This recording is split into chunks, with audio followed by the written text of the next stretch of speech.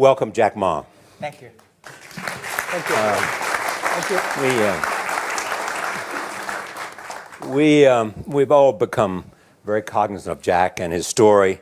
And when Alibaba went public with the largest IPO in history, we knew a lot more about him. So I want to talk about his personal story. I want to talk about how many times he tried and failed and what kept him going. I want to talk about where he is today and how he got here, and where he is going and how he expects to get there. And if he gets there, what will it all mean for him and for the people that he wants to inspire? So I begin with this question, though, Jack. Why are you back at Davos? It's a long break for 7 years. I think my last trip here was year 2008. But I was coming for year 2001 for the Young Global Leader for Tomorrow. And remember, I never heard about the Davos when I came.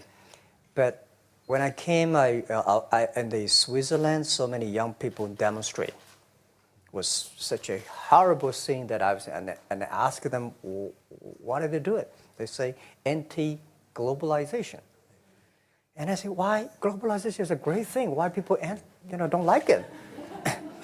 And then we come all the way for 2 hours here. There's a machine gun. There's people checking. I say, oh God, is that a forum or is that prison we're going to go inside?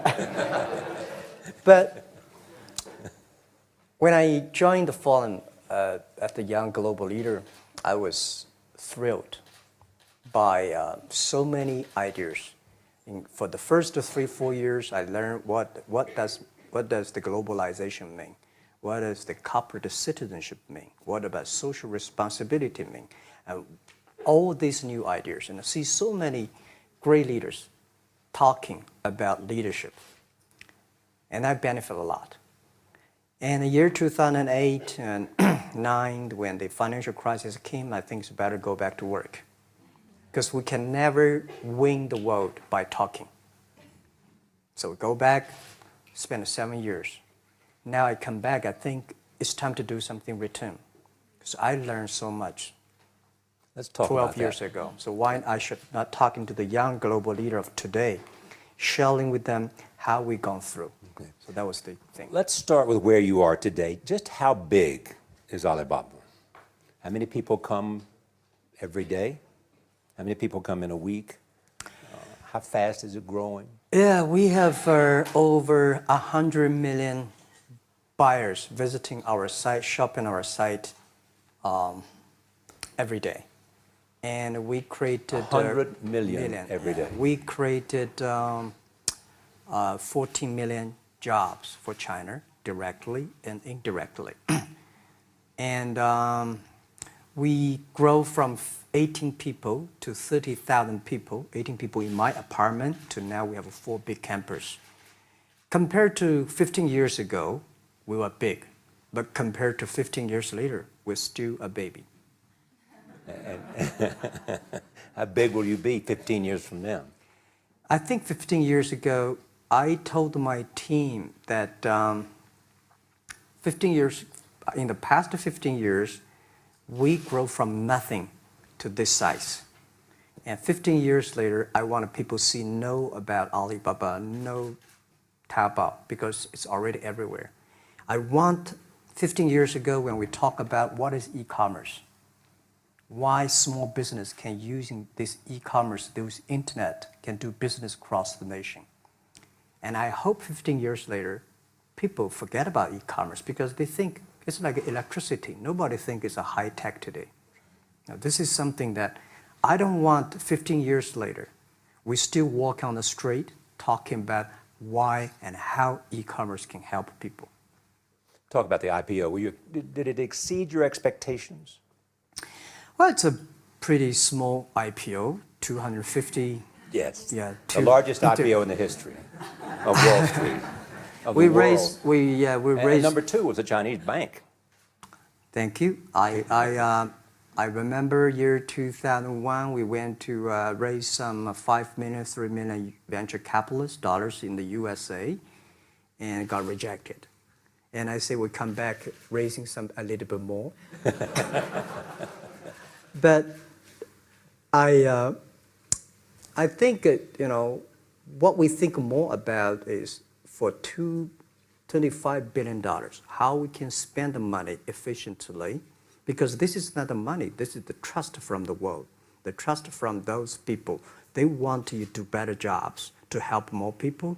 They want to have a good return. So I think gives me more pressure, because when our market cap is bigger than IBM, for a certain day we're bigger than Walmart. We're one of the top 10, 15 largest market cap company in the world. I told my team and myself, is that true?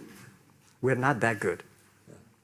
Because years ago, people say, Alibaba model is terrible. Does not make money, have this and that, all the big bad things, because Amazon is better, eBay is better, Google is better, and there's no such model like Alibaba in the USA. So I told myself and people, we were better than people thought. But today, when we are that big size, I said, no, we are not that good as people thought. We're just a company 15 years old. Average age is 27, 28 years old, young people. We're doing something that human beings have never tried. So I want to talk about the future. Let me take you back to when you were born in Hangzhou, where the headquarters still are. Yep. And your campus is there. You don't have a loot, don't move your loot. Your headquarters Your roots are there. there. Yeah, you found it there, loot there. You grew up in the 60s. 64. Born in 64. That was the time of the Cultural Revolution. Yeah, it was the end of the Cultural Revolution. It was, well, my grandfather was a tiny landlord, was considered, after liberation, was considered to be a bad guy. So I was, I know how tough it was when I was a kid. You tried to get into 3 colleges. Mm-hmm. Each time they rejected you. No, I tried. There's examination that young people, if you want to go to university, you have to take the examinations. So I failed 3 times. Right. But I had a lot of fail. I failed for funny things that I failed a key primary school test for 2 times. And I failed 3 times for the middle schools. And you will never believe in Hangzhou, my city, there's only 1 middle school that lasts only 1 year. It was changed from primary school to middle school because our graduates of our school, no middle school accept us because we were too bad. Yeah. They would become a middle school. What effect did it have, though, being rejected? Well, I think we have to get used to it. We're not that good. Even today, we still have a lot of people reject us. I think when I graduated from universities, and before I, for 3 years, I tried to fill in the universities. So I applied jobs for 30 times, got rejected. I went for a police. They said, no, you're not good. I went to even the KFC. When KFC came to China, come to my city, 24 people went for the job. 23 people were accepted. I was the only one guy. And we went for police. 5 people, 4 of them accepted. I was the only guy that I received it. So to me, being turned down, rejected. Oh, by the way, I told you that I applied for Harvard for 10 times, rejected. I know I'll be rejected. I just don't want to say that. Yeah, sorry now. 10 times you wrote them and said, I'd like to come to Harvard. Yeah. And then I told myself, someday I should go teach there, buddy. I think that can be arranged. Richard Nixon came to Hangzhou. Yeah. And after that, tourists flooded the place. Yeah. And that's how you learned English. Yeah. I really like I don't know why, at 12, 13 years old, at that time I suddenly fell in love into the language, the English. And there's no place you can learn English at that time. There's no books, English books. So I went to the Hangzhou Hotel, now called Hangzhou Shangri-La Hotel, because that was the hotel can receive the foreign visitors. So every morning for 9 years, I showed them around as a free guide, and they taught me English. And I think that changed me. Today, I'm 100% made in China. I've never got a one-day train outside China. Yeah. And when people talk to me, say, Jack, how can you speak English like that? Why sometimes you talk like an Western guys? I think that was the 9 years. These Western tourists opened my mind because everything they told me are so different from the things I learned from the schools and from my parents. So now I have a habit. Whatever I see, whatever I read, I use my mind. Think about for 2 minutes. Is that how Ma Jun became Jack Ma? Actually, Jack, the name was given by a lady in tennis. She's a tourist. She came here and she said, came to Hangzhou. We become a pen friends. Ma Ring is so difficult to pronounce. So she said, do you have an English name? I said, don't. So can you give me an English name? She said, okay. She said, my father called it Jack. My husband called Jack. What do you think about Jack? I said, good. So I've been using that for that many years. Yeah. First visit to America, 1995? 1995, yeah. I come here for a project helping the local government to building up a highway. And you tried the internet. I tried the internet in Seattle. And in a building called the USA Bank. I don't know whether the USA Bank is still there or not, but it's a building.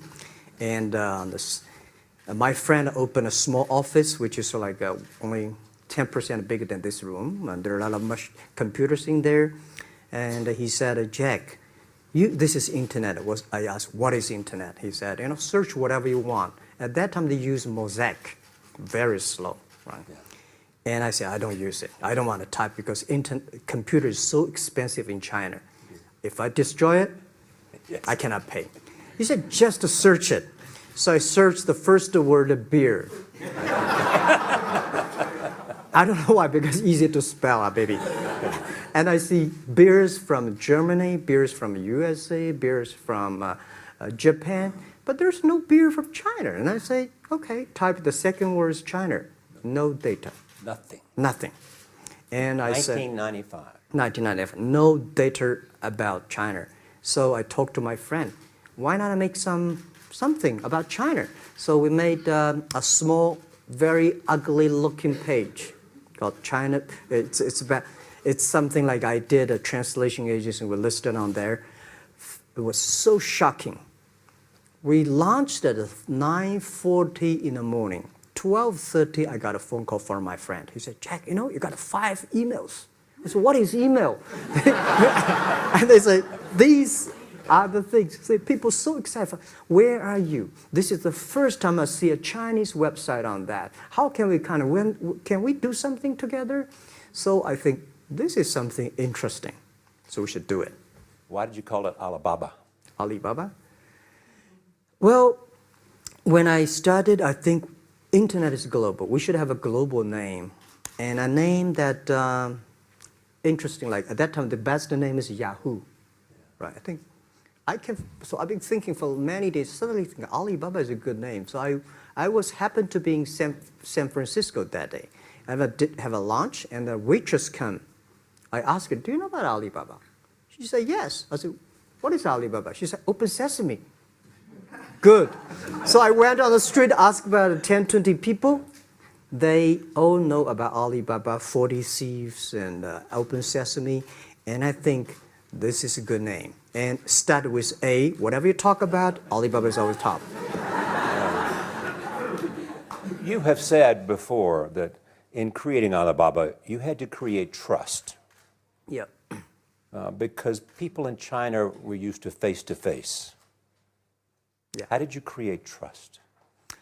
I think because we started about doing business on internet. I don't know you, you don't know me. So how can you do things online unless you have trust? So for e-commerce, the most important thing was trust. I think when I first went to USA for raising money, talk to the venture capitalists, a lot of people say, oh, Jack, no. China doing business by the guanxi. How can you do business on internet? And I know that without the trust system, the credit system, it's impossible to do business. So in the past 14 years, everything we do is trying to build up the trust system, the record system. Well, Charlie, I'm so proud today when I talk to the young. Today in China and in the world, people don't trust each other. The government and people and media and everybody think, this guy's cheating. But because of e-commerce, we finish 60 million transactions every day. People don't know each other. I don't know you, I send products to you. You don't know me, you wire the money to me. And I don't know you, I give a person a package, I don't know him. He took something to cross the ocean, cross the river, and send. This is the trust. We have at least the 60 million trust happening every day. But you created it by creating an escrow account in the beginning. Yep. And so you keep the money until they got the product. Yeah. And then you release the money. That's true. I mean, the escrow service is about Alipay. This idea, I would love Davos, because it was a big decision. Because for first 3 years, Alibaba is just like e-marketplaces for information. What you have, what I have, we talk a lot of time, but don't do any business. Because there is no payment. I talk to the banks, no banks want to do it. Banks say, no, this thing never work. So I don't know what to do. Because if I start to launch a payment system, it's against the financial legal laws. Because you have to have a license. But if I don't do it, e-commerce will go nowhere. So then I went to Davos. I listened to a leadership discussion. Leadership is about responsibility. And after I listened to that panel, I give a call to my friends, my colleagues in my apartment, say, do it now, immediately.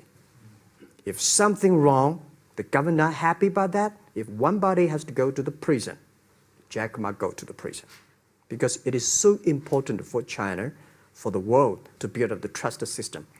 And if you did not do it, I said, and do not do it properly, stealing money, money wash, no trust record, I send you to the prison. That was the thing. And people don't like it. So many people I talked to at that time for Alipay, they say, this is the stupidest idea you have ever got. But I say, I don't wear the stupid clever as long as people use it. Now we have 800 million people using this Alipay. Stupid things, if you do better, is better. Alipay is a privately held thing. It's not part of Alibaba. No, it's a private. Let me private. talk about money for a second. Yeah. You have never gotten money from the Chinese government? No. None. I want it at the beginning, and later I don't want it, because I think if the company always think about picking money from out of the government pockets, that company is rubbish. Think about how can you make money from the customers and market and then help customers succeed. That's our philosophy. No money from Chinese banks? No. At that time I want, and now they want to give me, I don't want it. Yeah.